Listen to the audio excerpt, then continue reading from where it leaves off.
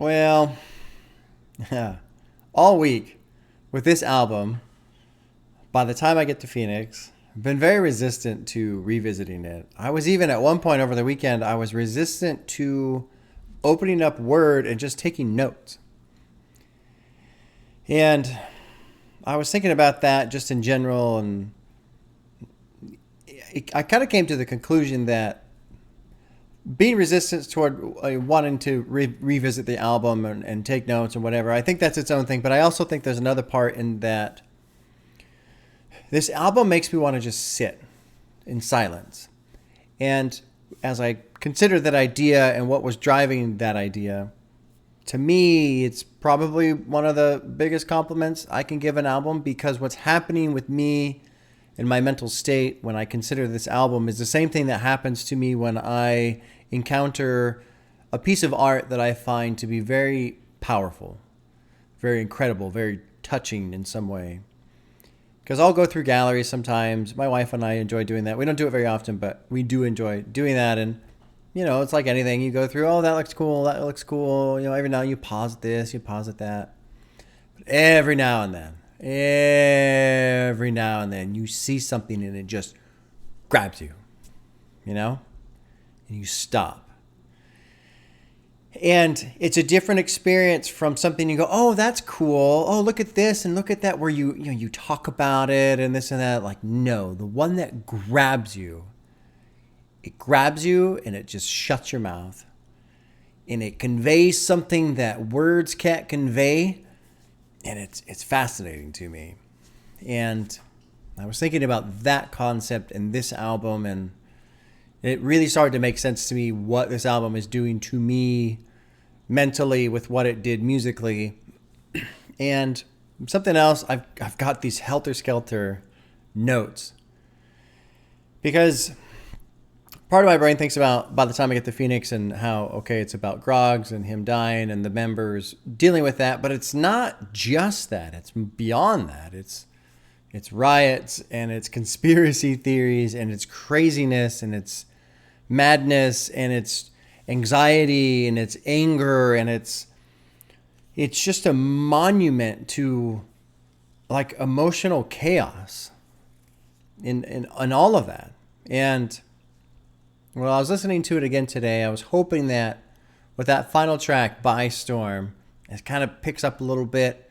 It has a feel of end credits, you know, of like, okay, somebody left a comment about how they felt outside, and the beat in that opening track was like entering the storm at the beginning of the album, and then the closing track, By Storm, is, you know, coming out of it. And I like that concept a lot. I think that makes sense. But I really hope for the remaining members of this group that this project was something that was very therapeutic and cathartic, and just allowed them to approach the death of Groggs and all these other things that were happening, and you know, bombarding their mind, and just process them in some way. There were some comments people left about how they listen to this all the time, and that concerns me a little bit. I mean, obviously, everyone's allowed to listen to whatever they want, how often as they want, you know, all that other stuff. But I worry about existing with something like this for too long, because it can turn into a bit of a feedback loop in a sense. You know, our brains are such that if we focus on one thing for a certain amount of time, it becomes to dominate what we think about, and it can start to shape our perspective and stuff like that. And so while I have no issues with this album and what's happening inside of it, I don't think it's a place that anyone should exist in for a long period of time. And that's what makes it so challenging, because it is so good at what it's doing.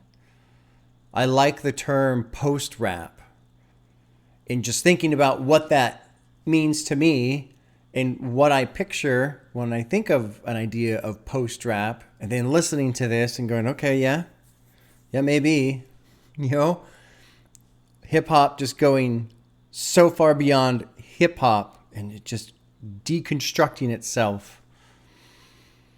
I don't know. I was really honestly, this is the first time in a long time coming into an additional thoughts video where I didn't really know what to say. Because like I said at the beginning, it is to me like a piece of art. You just don't talk about it. You exist with it. And I was thinking about that idea because, I think we can connect with that in some way, but why? Why can we connect with that? What's actually happening when that happens? And it brought me back to a bit that I heard from Alan Watts. I don't know where he heard it from, but we know from science, or what we've learned from science, atomic structure and, energy particles and, all the things that make up existence, right? At least what we think we know. And there was this bit he was going on about how, we all come from whatever you want to call it. You want to call it the Big Bang. You want to call it the moment of creation. To me, those are the same thing. So it's funny that it gets argued about because it's the same thing, in my opinion. But we all come from that same origin, right? Like it's just galactic guts exploding out all over the place and coalescing and reforming and all these things. And it's this cool video with Alan Watts talking about how when you look up in the night sky and you see these beautiful stars and these constellations, all these things, you're looking at you. You're not looking at the stars. You, the material that you're made of, is looking back up at the material that you're made of. I love that. I really, really love that. And I sometimes think about how, you go somewhere, you watch a beautiful sunset, you're looking at, a mountain range that's incredible. You look at all these things that seem amazing, right? And in some ways they make you feel trivial.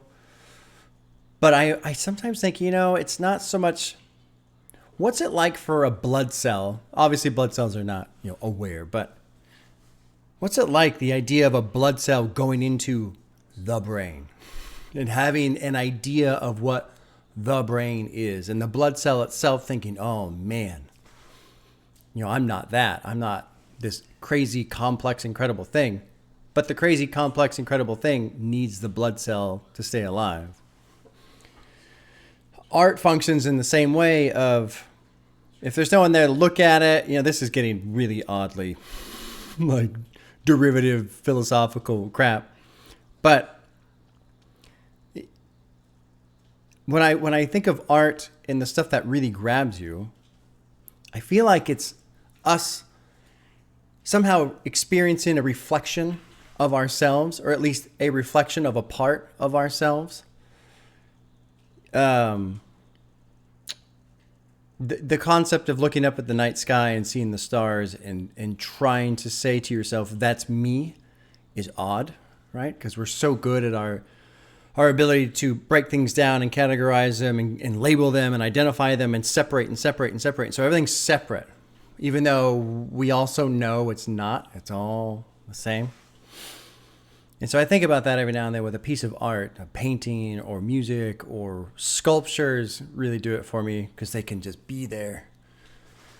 And now sometimes they'll grab you and I go, I wonder what is this? What is reflecting off of this that is me? And I think by the time I get back to Phoenix, or by the time I get to Phoenix, there's something here that we can all connect with, whether it's anxiety or it's loss or it's frustration or it's worry or hopelessness or whatever. And you just feel it. And these guys did something amazing in that, so often we try with literature, with movies, whatever, where we try to take an emotion, a feeling, and we try and pass it through a filter like language, like pictures, like whatever, so that we can then take that feeling, push it through that filter so that somebody else can take it in and then, reverse filter it to turn it back into that same emotion so we can express that emotion to the other person. And so many times it just doesn't work, but every now and then it does. Every now and then it does. And I think this album does that. And I think that's why it's so powerful, despite the fact that it's not going to be anything you hear on the radio.